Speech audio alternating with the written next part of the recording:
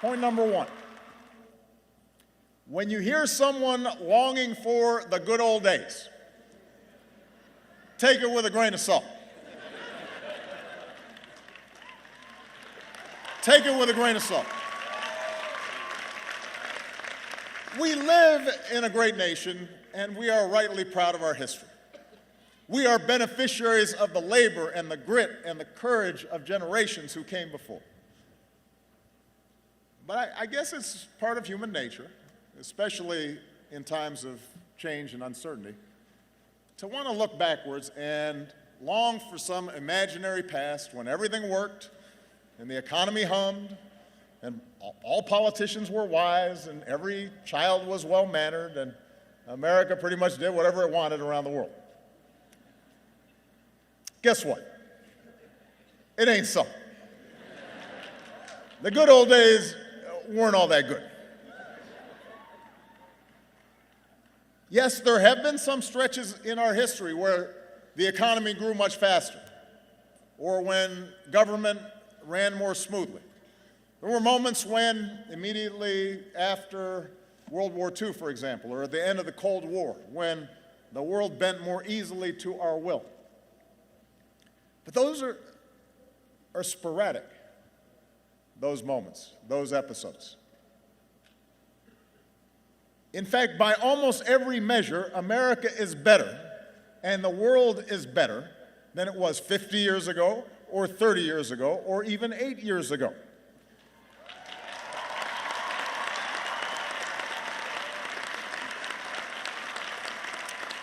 And by the way, I'm not set aside 150 years ago, pre-Civil War. There's a whole bunch of stuff there we could talk about. Set aside life in the 50s, when women and people of color were systematically excluded from big chunks of American life. Since I graduated in 1983, which isn't that long ago, I'm just saying. Since I graduated, crime rates, teenage pregnancy, the share of Americans living in poverty, they're all down.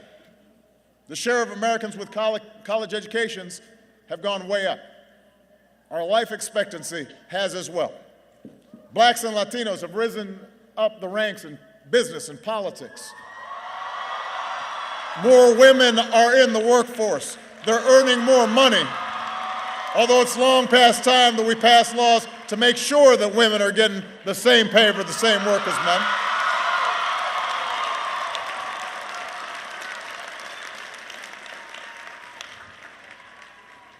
Meanwhile, in the 8 years since most of you started high school, we're also better off. You and your fellow graduates are entering the job market with better prospects than any time since 2007. 20 million more Americans know the financial security of health insurance. We're less dependent on foreign oil. We've doubled the production of clean energy. We have cut the high school dropout rate. We've cut the deficit by 2/3. Marriage equality is the law of the land.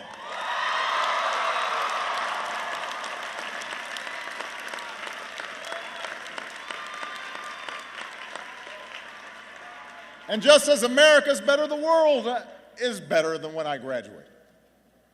Since I graduated, an iron curtain fell. Apartheid ended. There's more democracy. We virtually eliminated certain diseases like polio. We've cut extreme poverty drastically. We've cut infant mortality by an enormous amount. Now, I say all these things not to make you complacent. We got a bunch of big problems to solve. But I say it to point out that change has been a constant in our history, and the reason America's better is because we didn't look backwards. We didn't fear the future. We seized the future and made it our own. And that's exactly why it's always been young people like you that have brought about big change. Because you don't fear the future. And that leads me to my second point. The world is more interconnected than ever before, and it's becoming more connected every day. Building walls won't change that.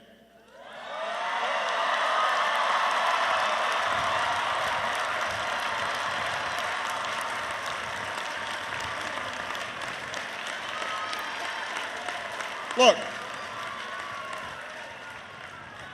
as president, my first responsibility is always the security and prosperity of the United States. And as citizens, we all rightly put our country first. But if the past 2 decades have taught us anything, it's that the biggest challenges we face cannot be solved in isolation. When overseas states start falling apart, they become breeding grounds for terrorists and ideologies of nihilism and despair that ultimately can reach our shores. When developing countries don't have functioning health systems, epidemics like Zika or Ebola can spread and threaten Americans too, and a wall won't stop that.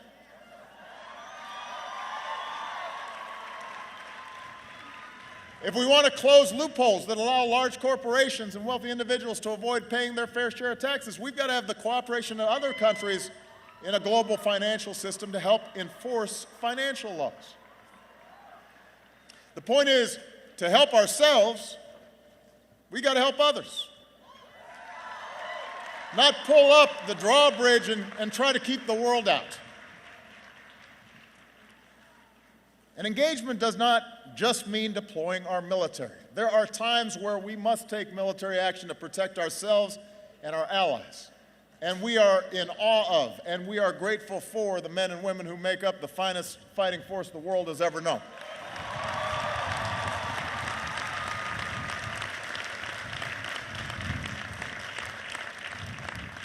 But I worry if we think that the entire burden of our engagement with the world is up to the 1% who serve in our military. And the rest of us can just sit back and do nothing. They can't shoulder the entire burden. Engagement means using all the levers of our national power and rallying the world to take on our shared challenges.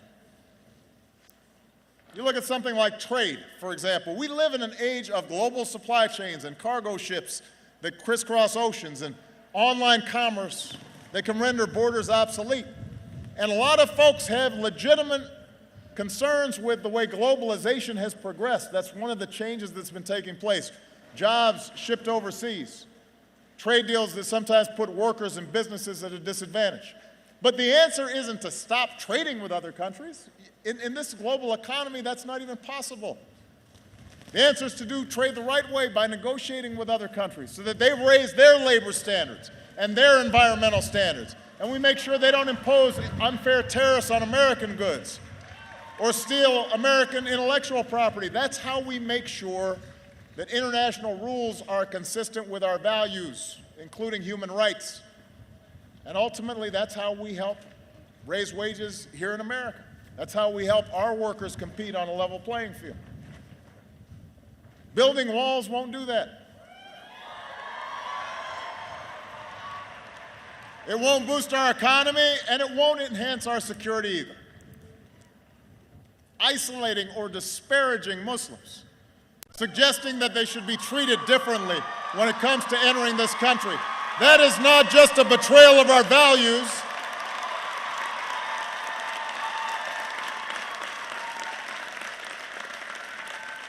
That's not just a betrayal of who we are.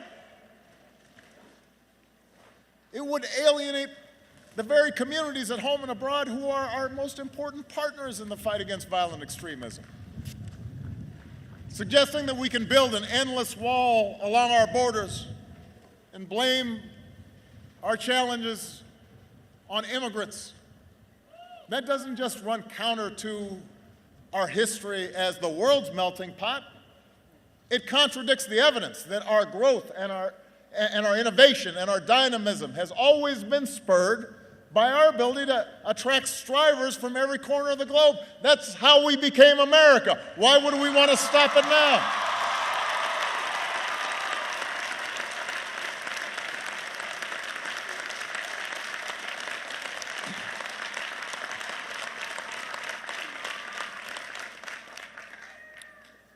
Can't do it. Which brings me to my third point. Facts evidence, reason, logic, an understanding of science. These are good things. These are qualities you want in people making policy. These are qualities you want to continue to cultivate in yourselves as citizens.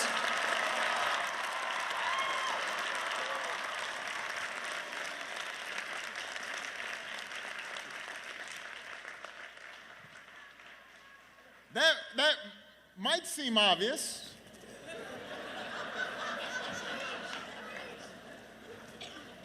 You know, that's why we honor Bill Moyers or Dr. Burnell. We traditionally have valued those things, but if you were listening to today's political debate, you might wonder where this strain of anti-intellectualism came from. So class of 2016, let me be as clear as I can be. In politics and in life, ignorance is not a virtue.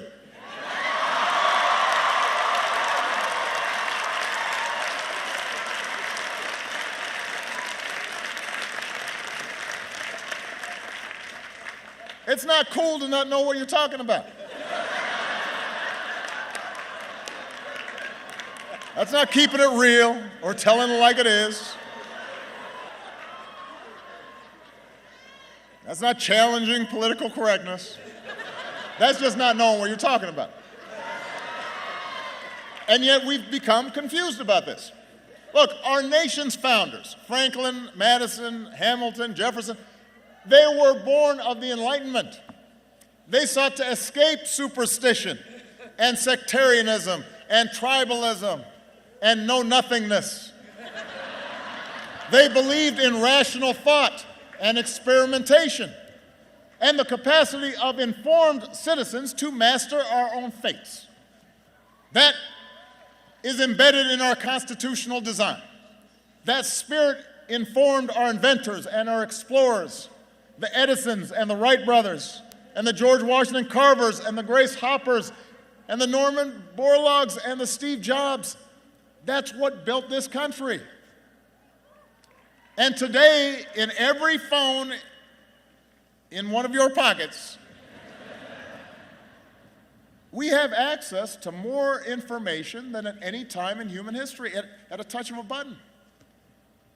But ironically, the flood of information hasn't made us more discerning of the truth. In some ways, it's just made us more confident in our ignorance. We assume whatever's on the web must be true. We search for sites that just reinforce our own predispositions. Opinions masquerade as facts. The wildest conspiracy theories are taken for gospel. Now understand, I am sure you've learned during your years of college, and if not, you will learn soon, that there are a whole lot of folks who are book smart and have no common sense. That's the truth. You'll meet them if you haven't already.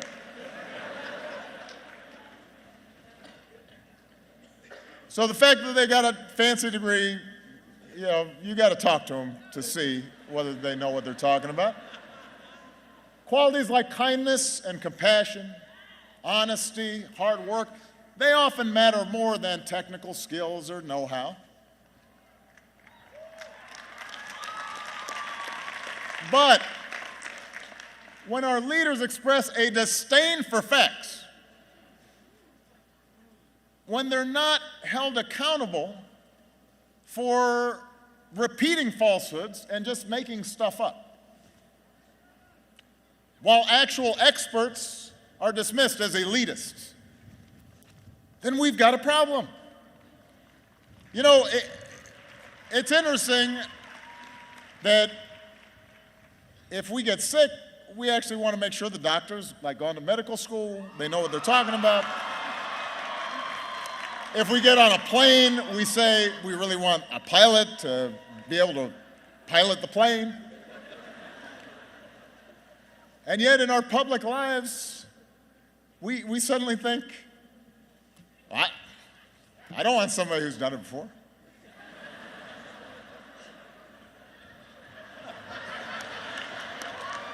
Look, the rejection of facts, the rejection of reason and science, that is the path to decline. It calls to mind the words of Carl Sagan, who graduated high school here in New Jersey. He said, "We can judge our progress by the courage of our questions and the depths of our answers, our willingness to embrace what is true rather than what feels good." The debate around climate change is a perfect example of this. Now, I recognize it doesn't feel like the planet's warmer right now. I understand. There was hail when I landed in Newark.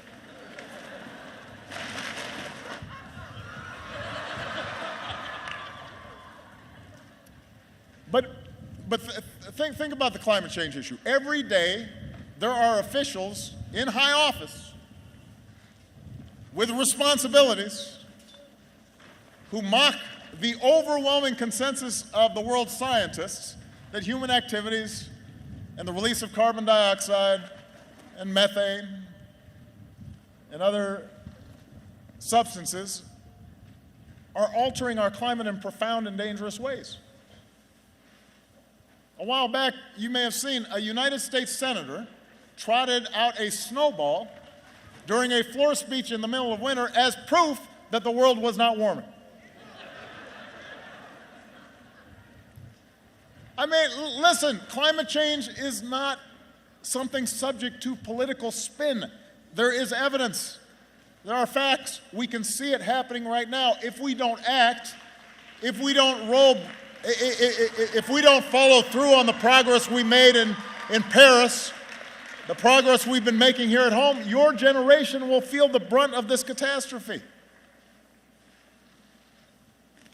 So it's up to you to insist upon and shape an informed debate. Imagine if Benjamin Franklin had seen that senator with the snowball, what he would think. Imagine if your fifth grade science teacher had seen that.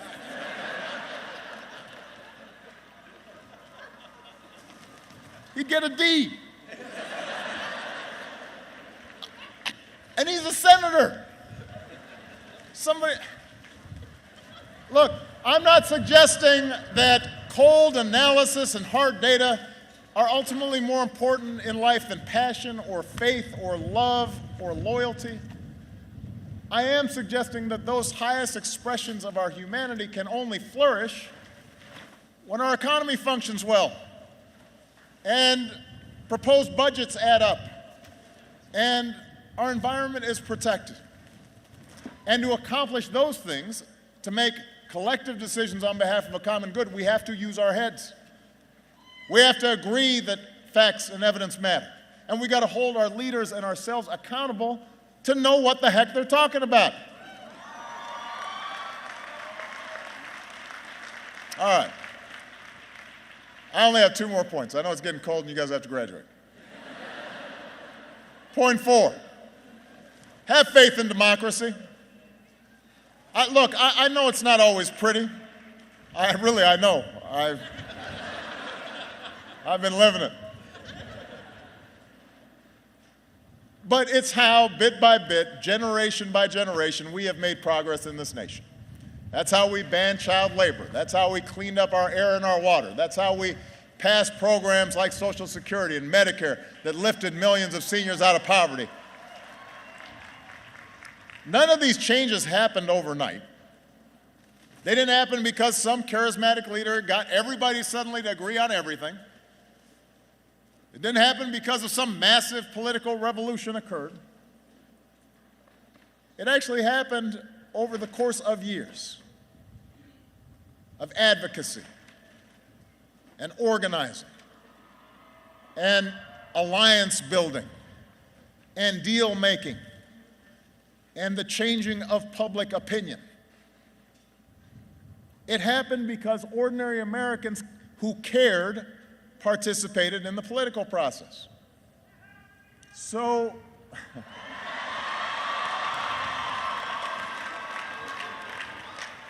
Well, that's nice. I mean, I helped. But look, if you want to change this country for the better, you better start participating. I'll give you an example on a lot of people's minds right now, and that's the growing inequality in our economy. Over much of the last century, we've unleashed the strongest economic engine the world has ever seen, but over the past few decades, our economy's become more and more unequal. The top 10% of earners now take in half of all income in the U.S. In the past, it used to be a top CEO made 20 or 30 times the income of the average worker. Today, it's 300 times more. Wages aren't rising fast enough for millions of hard-working families. Now, if we want to reverse those trends, there are a bunch of policies that would make a real difference. We could raise the minimum wage. We could modernize our infrastructure.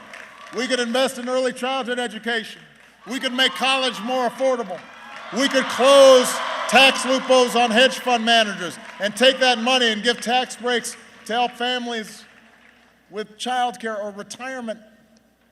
And if we did these things, then we'd help to restore the sense that hard work is rewarded, and we could build an economy that truly works for everybody. Now, the reason some of these things have not happened, even though the majority of people approve them, is really simple. It's not because I wasn't proposing them. It wasn't because the facts and the evidence showed they wouldn't work. It was because a huge chunk of Americans, especially young people, do not vote. In 2014, voter turnout was the lowest since World War II. Fewer than 1 in 5 young people showed up to vote. 2014. And the 4 who stayed home determined the course of this country just as much as the single one who voted, because apathy has consequences. It determines who our Congress is. It determines what policies they prioritize.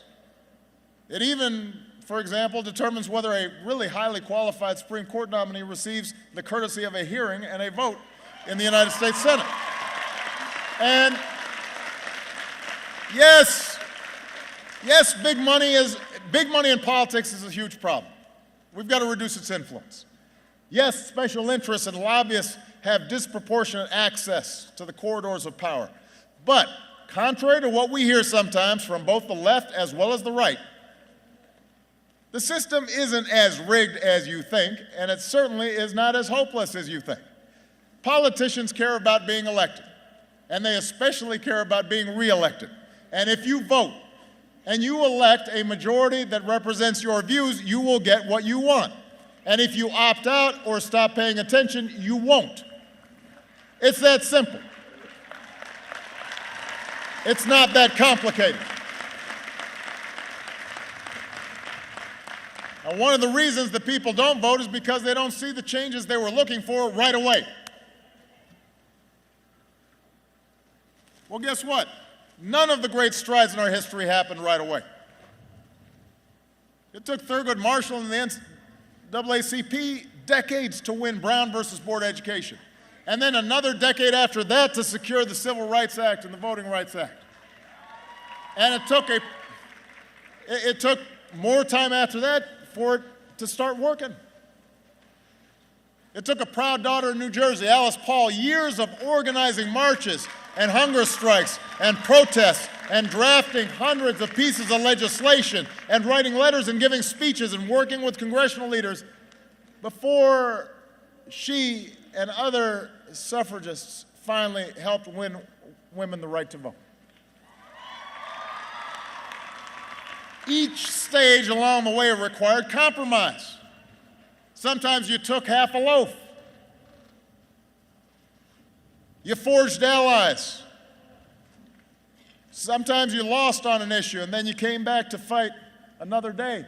That's how democracy works.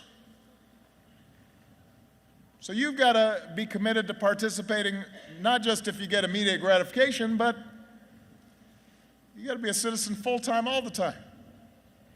And if participation means voting, and It means compromise and organizing and advocacy. It also means listening to those who don't agree with you.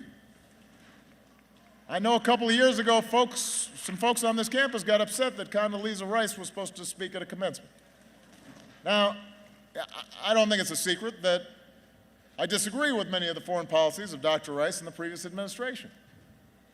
But the notion that this community or the country would be better served by not hearing from a former Secretary of State or shutting out what she had to say, I believe that's misguided.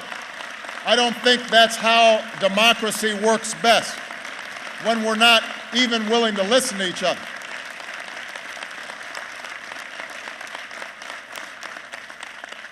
I believe that's misguided.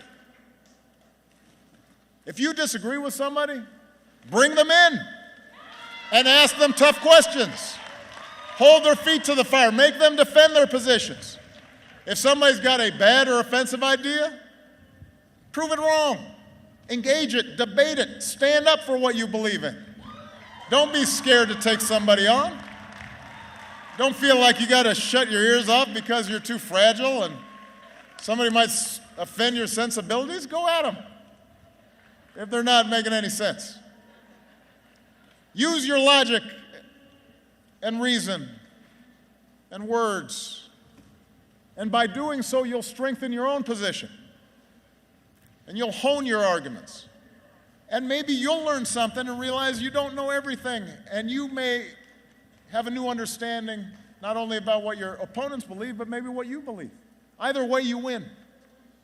And more importantly, our democracy wins. So, anyway, I know, all right. That's it, class of 2016. A few suggestions on how you can change the world. Except maybe I've got one last suggestion, just one. And that is, gear yourself for the long haul. Whatever path you choose, business, nonprofits, government, education, healthcare, the arts, whatever it is, you're going to have some setbacks. You will deal occasionally with foolish people. You will be frustrated. You'll have a boss that's not great.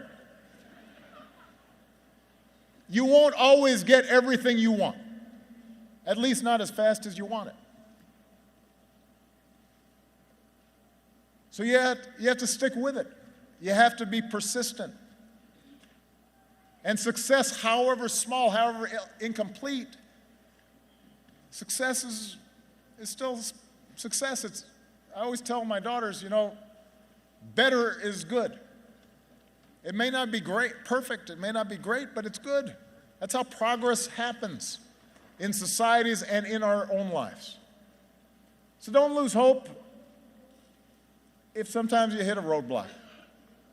Don't lose hope in the face of naysayers. And certainly don't let resistance make you cynical. Cynicism is so easy, and cynics don't accomplish much. As a friend of mine who happens to be from New Jersey, a guy named Bruce Springsteen once sang, they spend their lives waiting for a moment that just don't come. Don't let that be you. Don't waste your time waiting. And if you doubt you can make a difference, look at the impact some of your fellow graduates are already making. Look at what Matthew's doing. Look at somebody like Yasmin Ramadan, who began organizing anti-bullying assemblies when she was 10 years old to help kids handle bias and discrimination. And here at Rutgers, helped found the Muslim Public Relations Council to work with administrators and police to promote inclusion. Look at somebody like Madison Little, who grew up dealing with some health issues and started wondering what his care would have been like if he lived someplace else. And so here at Rutgers, he took charge of a student nonprofit and worked with folks in Australia and Cambodia and Uganda to address the AIDS epidemic. Our generation has so much energy to adapt and impact the world, he said. My peers give me a lot of hope that we'll overcome the obstacles we face in society. That's you. Is it any wonder that I am optimistic? Throughout our history, a new generation of Americans has reached up and bent the arc of history in the direction of more freedom and more opportunity and more justice. And class of 2016, it is your turn now to shape our nation's destiny as well as your own. So get to work. Make sure the next 250 years are better than the last. Good luck. God bless you. God bless this country we love. Thank you.